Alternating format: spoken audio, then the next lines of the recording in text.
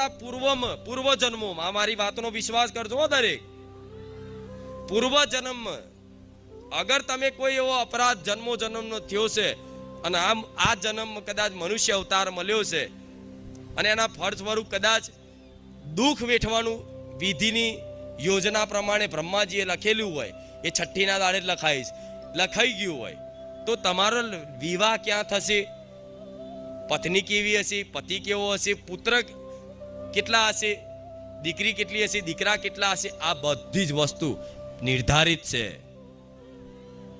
તો દુઃખ લખ્યું હશે વિધિના લેખમાં, તો તમારી સંતાન, તમારો દીકરો નાનેથી મોટો કરશો, એને એટલા લાડ કરશો, એટલા પ્રેમ કરશો અને એના હાથ ઉપર જીવની જેમ રાખશો ને, તો એ જ દીકરો આગળ જતા દારૂડિયો થશે, જુગારીઓ થશે, માતા પિતાને મારઝૂડ કરવા વાળો થશે અને તાલાવ તો કંટારીને મારીને માતા પિતાને વૃદ્ધાશ્રમમાં ધકેલી દે.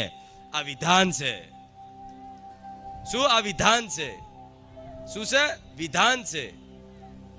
તો આ વિધાનને એક્સેપ્ટ કરશો તો તમે જીવનમાં સુખી રહી શકશો. ચિંતાઓ નહીં રહેજો, આ બધી વાતનો વિશ્વાસ કરશો. સંતાન સુખી કરવા આવી છે તો ગમે તે કરશો, સુખી જ કરશે.